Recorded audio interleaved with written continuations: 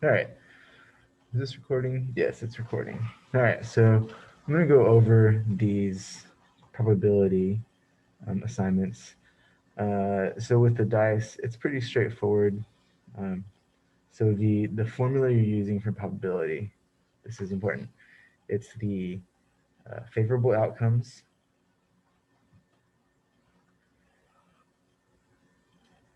favorable outcomes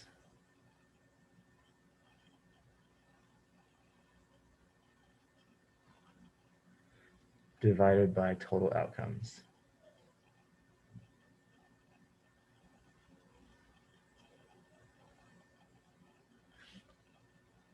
So for the dice, for instance, all right, you've got 6 dice faces.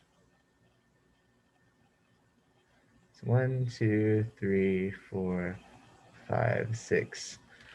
So the probability of you rolling a 2, there's only 1 2 there, so it's 1 out of 6. That's how many 2s you can get. Yeah, so that's how that first one works. So the probability of rolling a 5, there's only 1 5, and then there's 6 faces. Odd number, there's 3 odd numbers, there's 6 faces. So that's how you do those first 3. I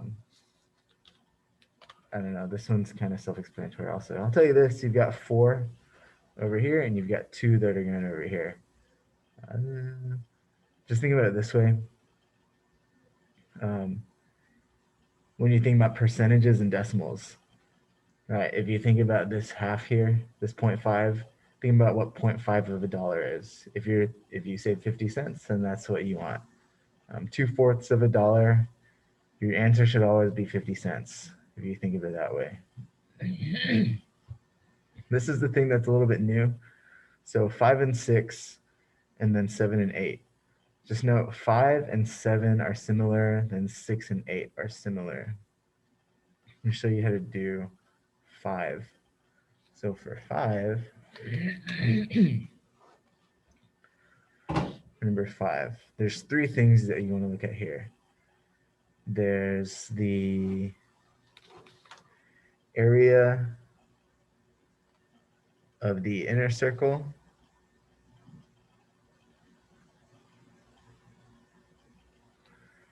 There's the area of the total. And then there's the total minus the inner. Those are the 3 things you're looking at. So for number 6, why did I write 5 here?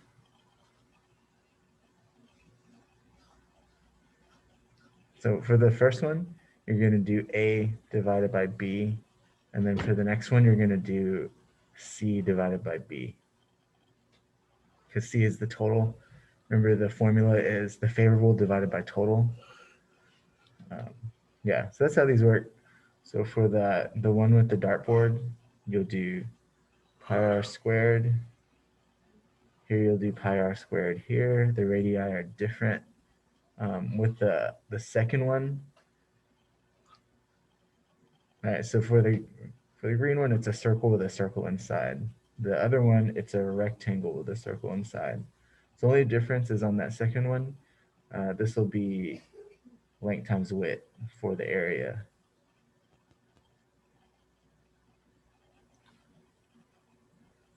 Last two.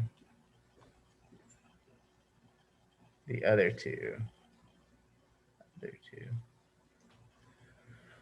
Yeah, so that's how 13.1 works. Yeah, see you got 4 inches and 9 inches for the radii. So that would go here.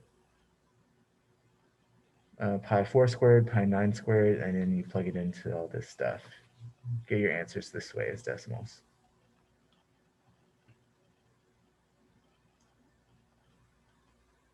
Here, I'll give you one. So pi times 4 squared is 50.265.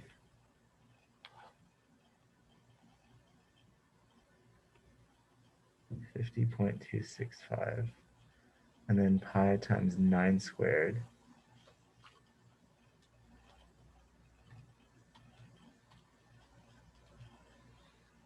is 254.469. Let's find the difference. Minus 50.265, 254.469 minus 50.265 equals 204.204. Oh, that's cool. So anyway, this is A, this is B, this is C. So the first thing we're looking for is 50.265 divided by 254.469. So this is 0.0796.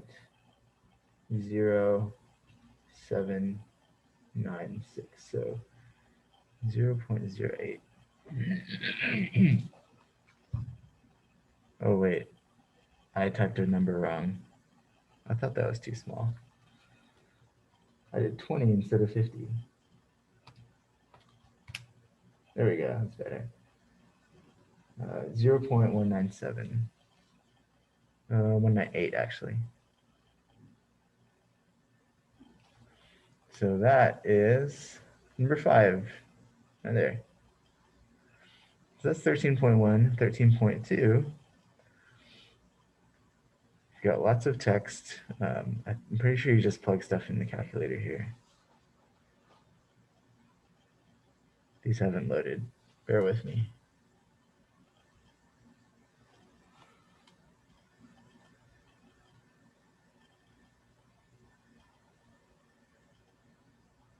Yeah, that's what I want right there. Okay.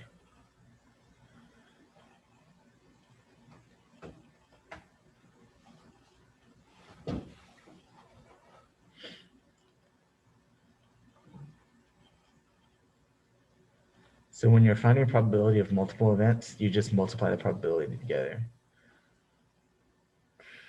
So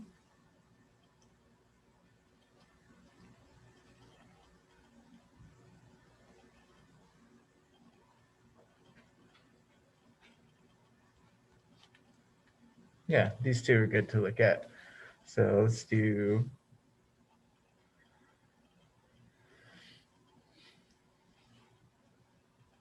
actually, no, they're not. I need to do these two.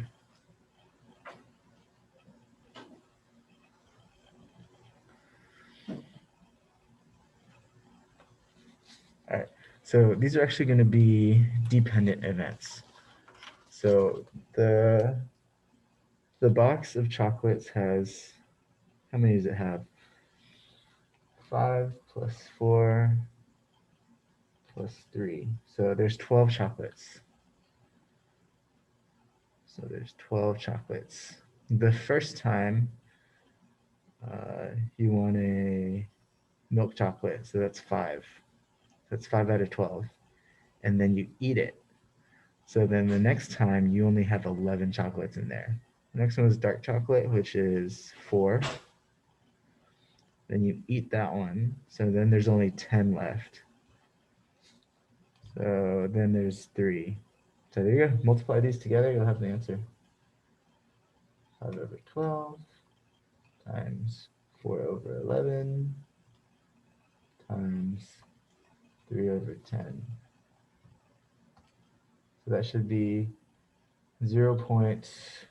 What is the decimal? Thousandth. 0.45. 0.45. Down here, this other one, we have sports drinks. 14. All right, you randomly grab a bottle and you return. Mix up randomly selected bottle. Both time you get lemon lime. So lemon lime, there's 5. So 5 out of 14 is the chance. And then you do it again. The second time, you put it back. So there's still 14, and then there's still 5. So you just multiply those together, you get some decimal. That's how these work. I think they're all like that. Flip a coin, so that's 50-50, and then, so coin is 1 out of 2, 6-sided dice is 1 out of 6. Oh wait, tails up, odd number, so that's 3 out of 6. So you do 1/2 times 3/6. Yeah, that's how these work. These are a bit different. This one just wants it as a fraction. Okay, well, we can do one of those. Wow, this one's kind of long. 13 shirts in your closet.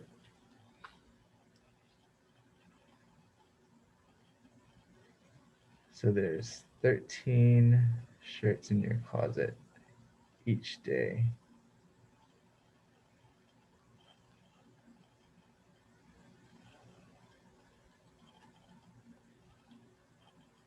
Huh. It doesn't say whether you put the shirt back or not. Surely you don't put the shirt back after you wear it.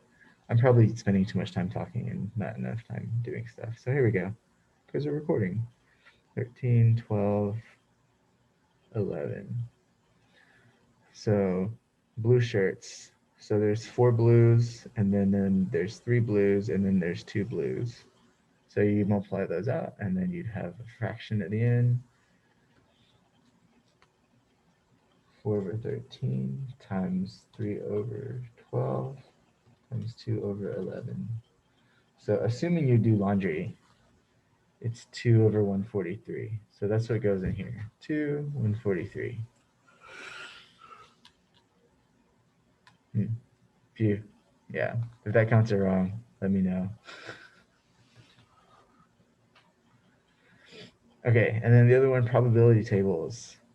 So the last one, hopefully this video is not too long.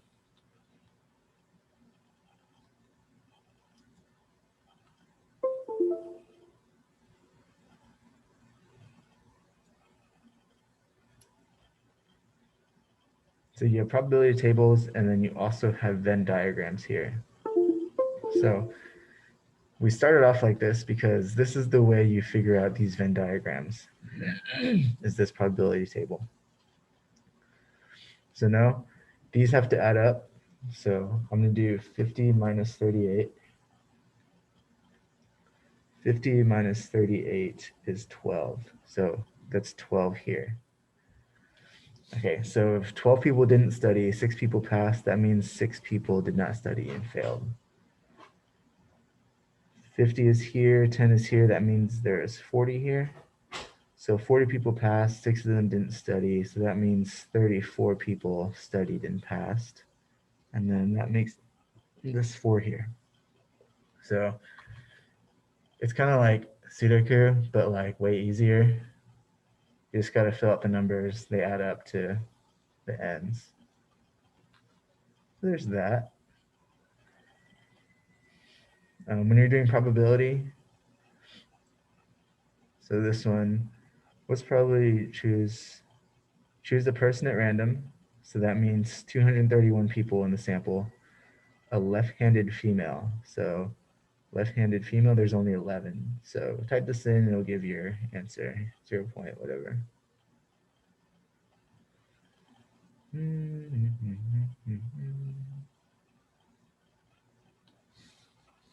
Yeah, so this one you're just filling stuff out.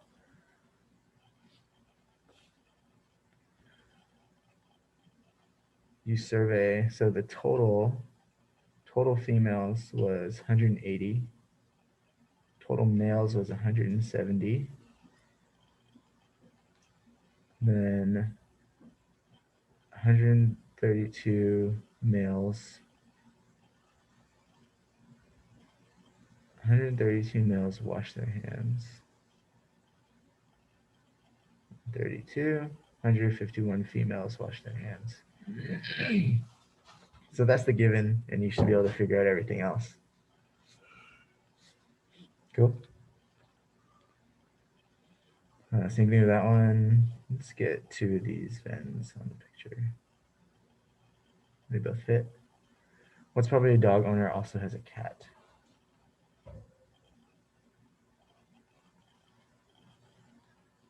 All right, so make a two-way table here. So dog, no dog, cat, no cat. So we know that 92 is the total here that has neither. Dog owners that don't have cats. So right here, 57. Cat owners that don't have dogs, 25. And then there's 36 here. So then you have your table. So 36 plus, wait, I did this somewhere. Yeah, so 93 dog owners, 117 non-dog owners. Interesting. 61 cat owners, 149. What is that? No cat? Yeah. And then 210 goes here. So that's all the information you need to do these. Probably the dog owner. Okay, so for this question, here's the dog owners. What's probably they also own a cat, so it's 36 over 93. Yeah, then do the same thing for the last ones, and you can figure that's how these work. Yeah, so for this one, it's 36 over 93. 14 and 15, you do the same way, you just have one extra column and row.